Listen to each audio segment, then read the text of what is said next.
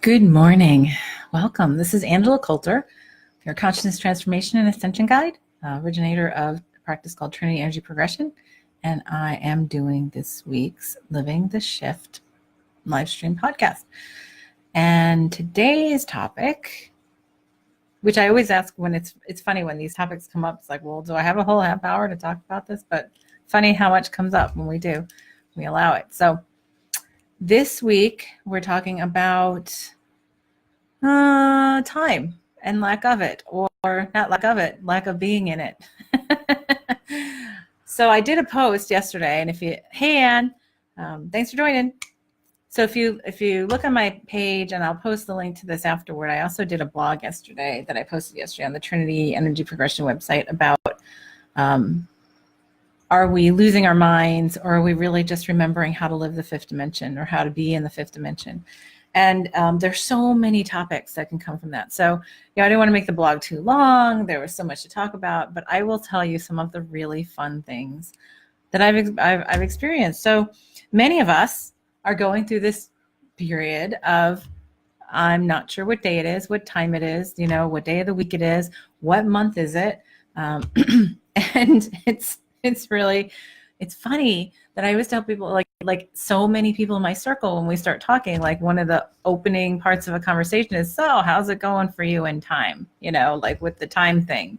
And we all sort of laugh, and it's like, well, it's a little wonky, a little sporadic. Hi, Vanessa. So what's really interesting is I hear all the habits that we have culturally is, I'm losing my mind. I'm absent-minded. I don't know, I'm going senile. I'm getting old. I hear this all the time because, it's like I'm losing my facilities, all this kind of stuff.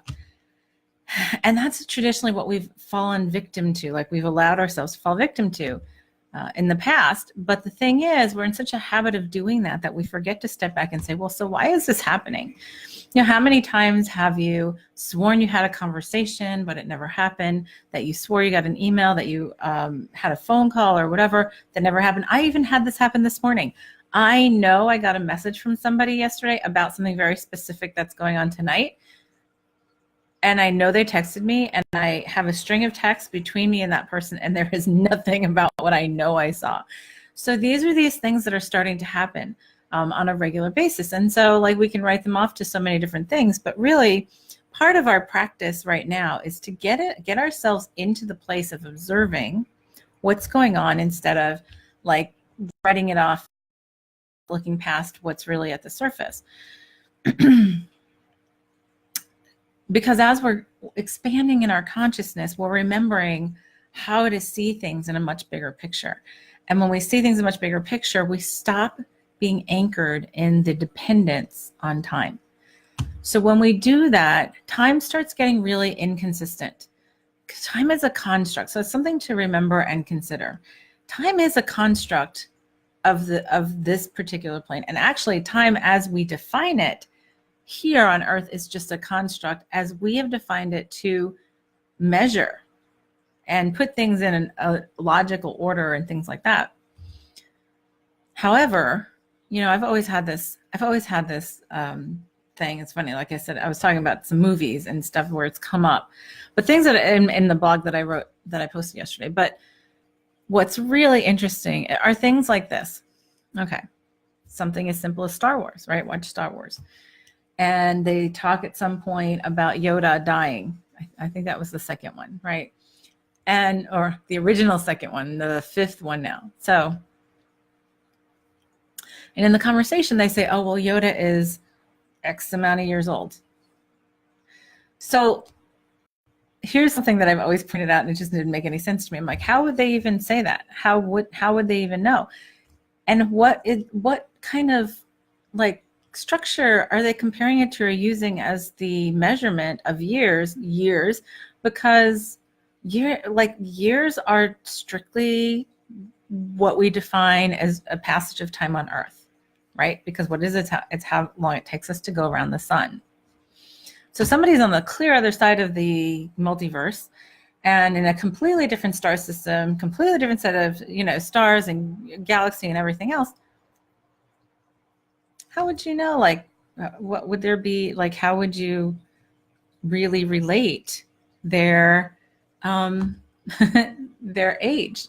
There is no age, or there is an age based on whatever their construct might be. So it's really interesting because we have a lot of these things that are going on.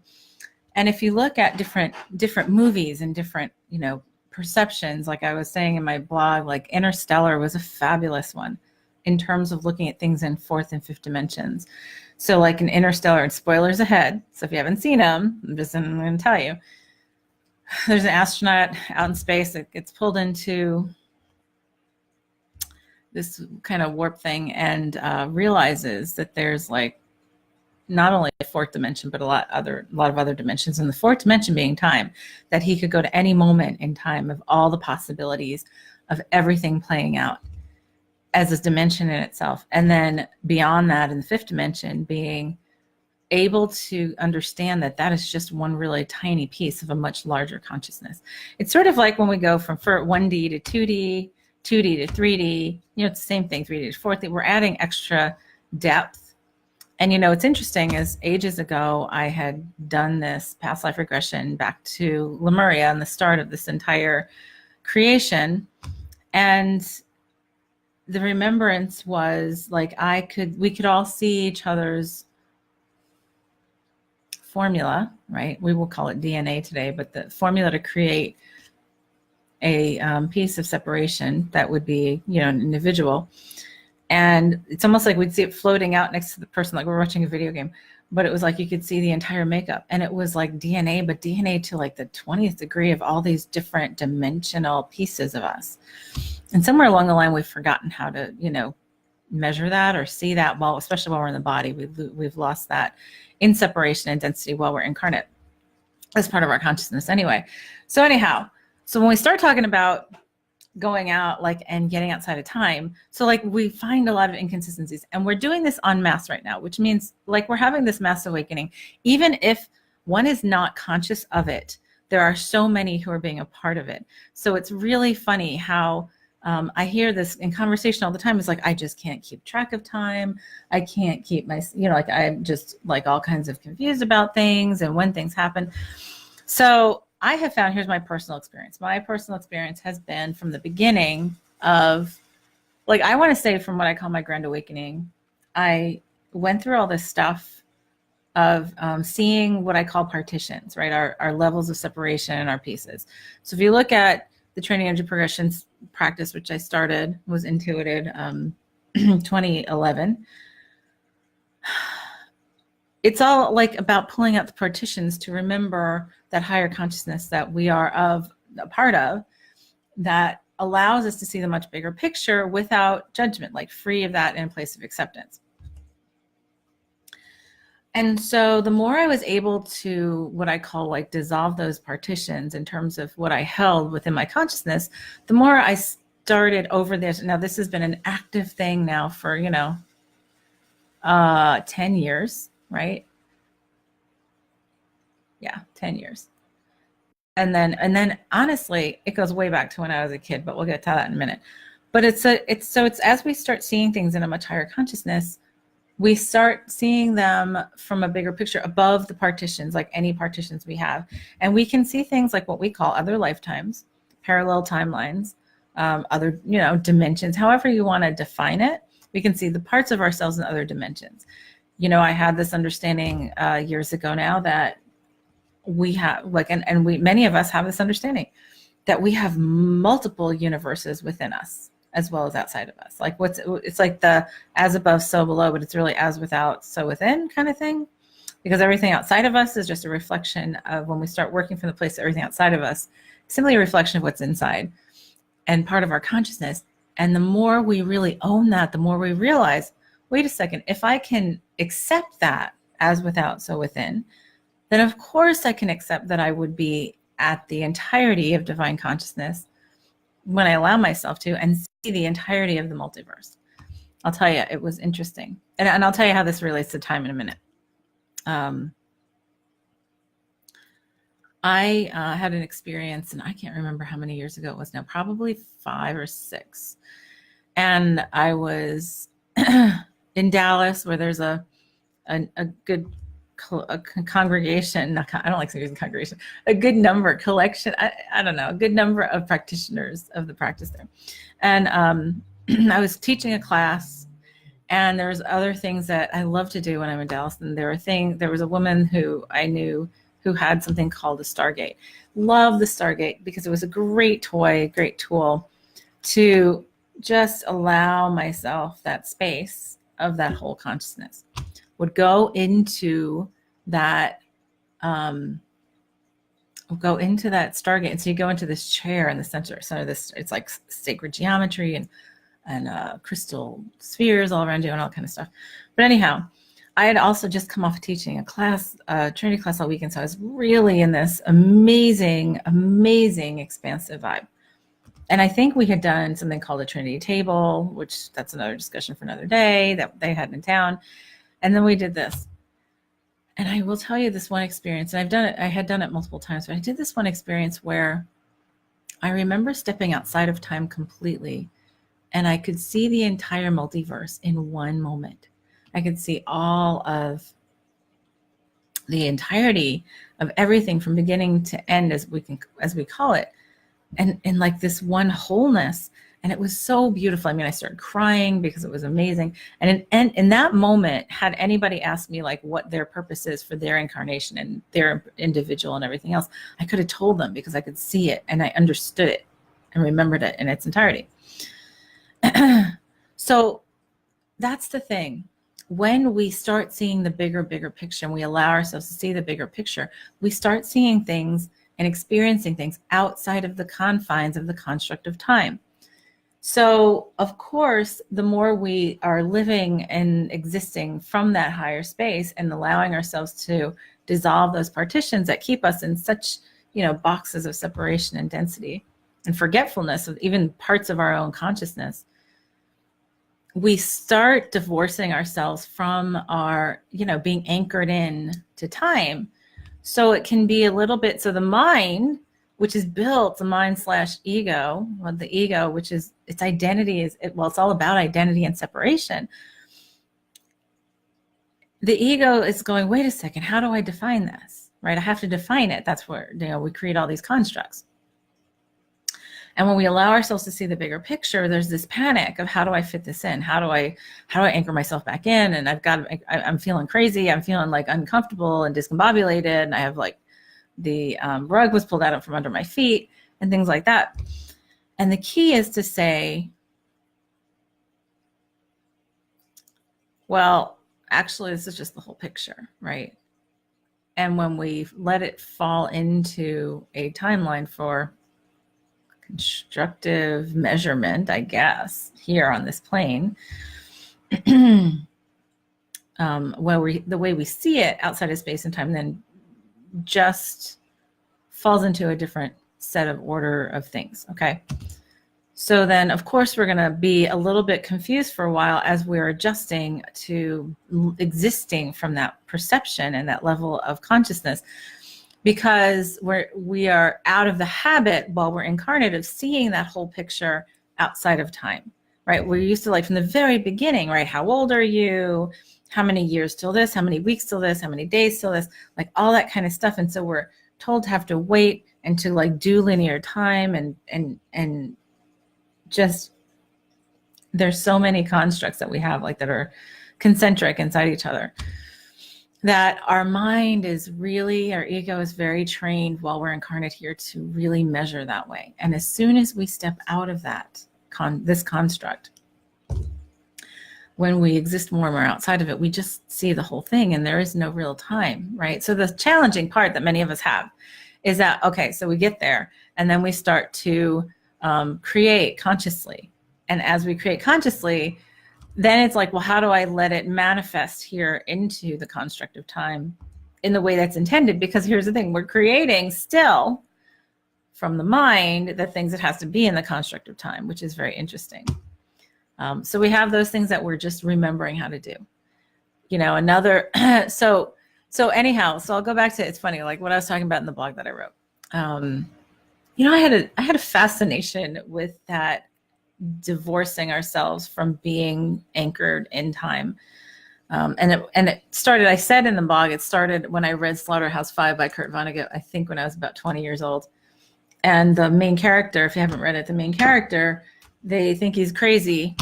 And the whole thing is about this main character jumping all around to different points in his life, totally randomly, without any linearity whatsoever, because, and he's saying that he can time travel because he had this interaction with this alien race that lived outside of time, that looked at everything in one moment without linearity. And so they taught him how to just move around to any moment. And I always thought, I felt like we could do that even back then. Probably had a couple of experiences like that around that time with some recreational things, but we won't have to talk about that. And but I always have remembered, and then as I've gone through things, it's like gone through periods of all these abilities opening up to me. Being able to have, like, having visions, right? Having visions is really stepping outside the anchoring of time to see the big picture. And when you see the big picture, it's not like dependent on where the time is. Like, you can just see the big picture, right? And you can just see how everything connects and how this, this is the entirety of what happens. But then we change in the dimension of time, we change our direction with all the possibility, and it depends on where our consciousness is as to what we see. So it sounds really complex, and it's really not. The thing is, the more we get in higher consciousness, the easier and more consolidated everything looks. And it's more simple. So the challenges that we have to do with, I'm used to being really complex. My mind is used to having to process things with certain constructs and measurements and everything else, instead of just being and just understanding and remembering. And so what we're just setting ourselves to do is to remember how to exist incarnate and still exist from that place of higher consciousness. So, many are, like I said, we go back to so many of us are going through this, I'm feeling scattered. I mean, I've had some, and I am, I don't want to say a slave, but I am really committed to my calendar on my phone, right? Because I have sessions and I work with people. So obviously I have to do something in time, like even coming here at 9:30, on Thursday mornings. So, which I was glad to have on my calendar this morning, because I could have sworn it was tomorrow. So what happens is I find myself really playing with that lately. One of the things that one of my cats, both my cats, have shown me is, it's interesting, as I've had so many experiences with animals, like getting old and passing away over my adulthood and all that kind of stuff. And it's funny that my cats are really young, only a couple of years old, and yet they will show me their moment of death, which I know is quite a bit of ways in the future. And it's like there's no time. And it's like they were showing me how to do that. And of course, it's shocking, but I think that's what it gets me to remember and getting there, because I'll get sad and teary when that happens. And then it's like, wait a second. So that was this moment I was there. This moment, this last moment I was there. And then as we start playing with it, then we realize that we can go to any moment, not just in this life, but in any other life, in any dimension, any timeline. And we're playing with that more and more as we go into our sleep world. That's probably one of the first places that many of us, experience this, where we go into our sleep world and we shift over, like I had that, where I was shifting over into another timeline. Before I even was aware what was going on, it actually freaked me out, because I felt so real that I felt like I was going to sleep here and waking up there, and then going to sleep there and waking up here for a 5-day period. And then I got so confused, what's real, what's not real, when you start seeing the whole thing is real or not real, when it's all an illusion or none of it is. We can start to really allow everything to meld back together in terms of our consciousness and our decisions and what we are and what we do and how we're being, from this place of unity and wholeness. And so it's really just a practice period right now. This is my understanding, is we're practicing to get into a new habit of being able to exist outside of time. So it's really funny. I was talking to somebody recently and I said, I maybe see this person 2 or 3 times a year, but I feel like they're always with me. And they came in for a session and we were talking, and I said, because they're like, oh, I can't believe it's been so long. I said, yeah, but you know what? It really hasn't. I said, because right now, because of we're in this place of shifting, to me, it makes me think of in chemistry when an element starts to get ready to change form, right? So for example, take water. So right before water becomes gas, right, it starts to do what? It gets ready to boil, and the molecules start getting really agitated, right? And they start like bumping and banging against each other and everything else right before they transform. That's what I feel like we're doing collectively. And it's more chaotic, more so like that. Like in my mind, I always think of that, just the water that's just about to boil, where we're all just sort of bouncing off each other as we, like our individual like embodiments, we're just sort of bouncing off each other. And in the way, not in a violent way, but in a way of saying, hey, yeah, we're still here. We're all in the same, we're all in the same grouping. We're all in the same collective, and it's great. Hey, we might spend 5 minutes together, 5 days together, or 5 months together, 5 years together, doesn't matter. And then we bump off to someplace else. And that's where we get into that non-attachment, right? The detachment and the acceptance of knowing we're all in this together anyway, whether we're in each other's lives every day or not. So what happens then is I'm just present in now, and every now is just now, right? So if I'm here now, and then in 6 months on the linear timeline, like I'm here with the same person again, and I'm just in now, it's like, well, no time has passed because there is no time. And these are some pretty big concepts to start to accept. It's just the repetition that we're doing with ourselves to allow it to allow it to really sink in, to become a habit, so that we can exist differently, so that we can do it without judgment. Because the biggest thing for us to get over is the judgment of, well, I have to do this in this time. I have to do this way, this many times, this often. I have to experience time this way. As a human, I have to experience time. Like these are beliefs that many of us hold. As part of, I guess, what we call something that came into my consciousness the other day, like empirical agreements that are now just dissolving away because we're shifting into another state. Again, those molecules to create an entirely different experience.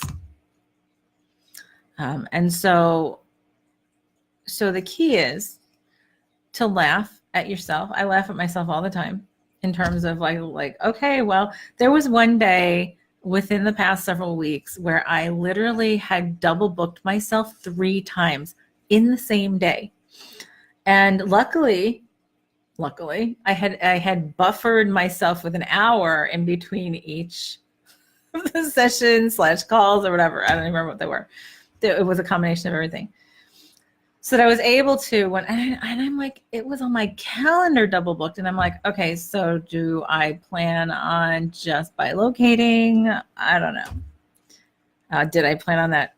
I don't know, but I just ended up moving it off. So it ended up being all like linear so that I could do things in a linear way. It all still worked out. I still had all the appointments, but it was just really funny. And I find that so hysterical. Like I double booked, and I book on my calendar. Like, it's not like I do it like just in discussion and then don't check or whatever. So, and I know when I booked, I didn't see anything else on my calendar. So this is what I'm talking about, is when we start existing in these different places, sometimes we're seeing things through the filter of another dimension, of another timeline, another level of consciousness. And so the key is be patient, be observant, and don't freak out. Don't get afraid. Fear is, like Marie Curie said, we fear what we don't understand. It's really what we fear we don't remember, same kind of thing. And so when we can step back and observe and say, well, this is an interesting pattern that I'm noticing. How can I, what do I do with this? And what is this? What is the pattern about, number one, and ask guidance about that. And then the next part is, well, yeah, what do I do with this? And whenever I do that right now with the whole time thing, it's all, just don't worry about it. And there are things like, and as having a business, obviously there are things for me to schedule, classes and retreats and things like that. And so I'm always really cognizant of, what am I doing? How am I doing this? Like, and is this for reals? Is it going to happen outside of space and time, from looking at it from outside of space and time? Because things are changing constantly in our timeline right now, and all the timelines. And as they're coming together, there are many coming together. That's why it feels so chaotic. Hi, Shannon. So as we just like say, okay, how do I manage in this? How do I exist in this? How can I keep my higher consciousness and simultaneously, stay connected to the perception of the construct of time? There are things like, for example, I have a retreat that I'm doing in October, and I've asked a bajillion times about that, and I get, nope, that's anchored. That's an anchor point. So that's happening. And that's not a variable. And it's like, and that's from outside of space and time. It's like, and this is where it is. And I'm like, okay. And yet I still accept everything now. But that's how I've just come to accept. And yes, so like many people say to me, it's sort of crazy though. I feel like, because I have a lot of people in my circle who are entrepreneurs like I am, business owners, and they're like, well, how do I schedule things? How do I plan things? And I'm like, well, day by day, honestly. And when you're guided, I always ask, this whole new anchor point idea has sort of come in this past couple of months, where I get like, no, this is like for sure. Like it's almost like I see a push pin on a board of a map or something. Like, no, that's absolutely there. So you don't have to worry about that. It's not going to be a variable. You can ask that kind of stuff. So have fun with it. And then you start to like learn how to, like, of course, one of the ways for me to be like uber conscious of it was my cat showing me that, going from here to their point of death years from now. And it really, and then I was like rewinding, or like what we would call rewinding, going all the way back to even when I got my other cats that have already passed, like when they were kittens. And it's like, there's no difference. And that's what I was being shown. And it's shocking. And I guess sometimes we need to shock ourselves to like really pay attention. But it was like, after that, I started really looking at everything a lot more closely in terms of, well, there's just the now. There's nothing but the now, right? One of the early books that I read about that was Eckhart Tolle's Power of Now.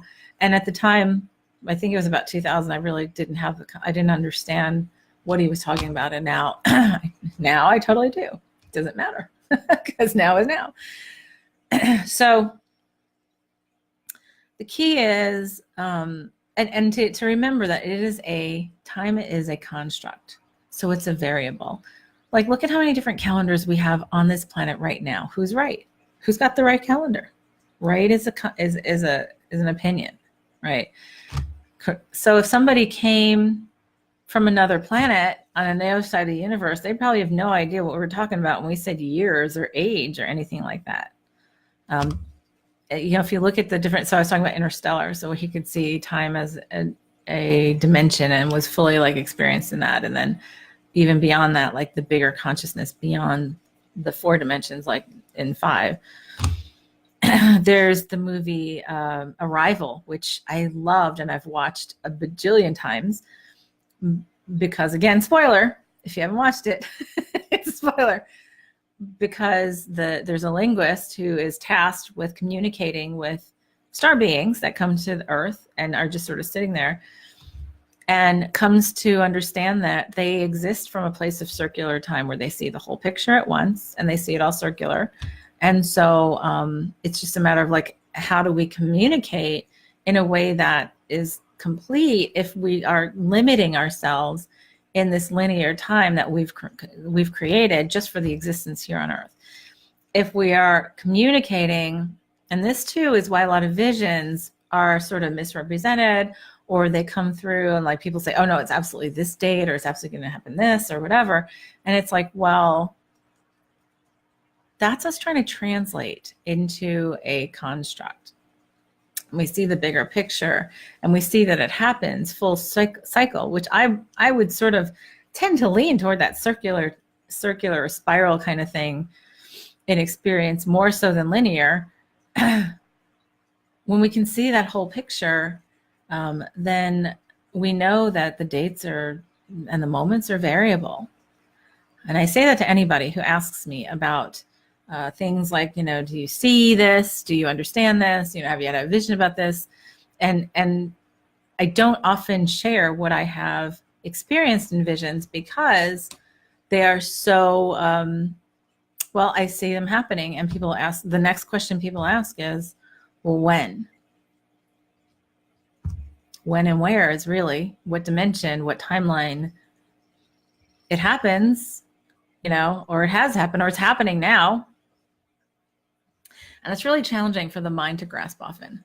So lots to perceive. I don't even want to say think about, because the thing is for us to stop thinking about time, to stop, just to allow ourselves the luxury to stop measuring everything in our lives and existence embodiment through the construct of time. Because when we do that and allow ourselves to exist outside of it, then a lot of things change. Our aging process changes completely. We sort of become ageless. Our concept of existence changes dramatically, right? We stop fearing death because we think of death as the end of the timeline, right? No, circular. How many deities have we had in history that both represent birth and death simultaneously? It's just transformation from one form to another. It's the molecules getting ready to change from water to gas, from gas to water, or ice, from water to ice, things like that. So play with that this week. Be observant. Just watch yourself. Watch what you say and how you think in terms of, well, this is going to happen then, or whatever, or where am I today? And just commit yourself to being conscious and aware and present right now. Another really good reason to practice presence. And when we do that, the fears, all that other stuff goes away. And that's a discussion another day. But it also allows us to see the bigger picture far more clearly.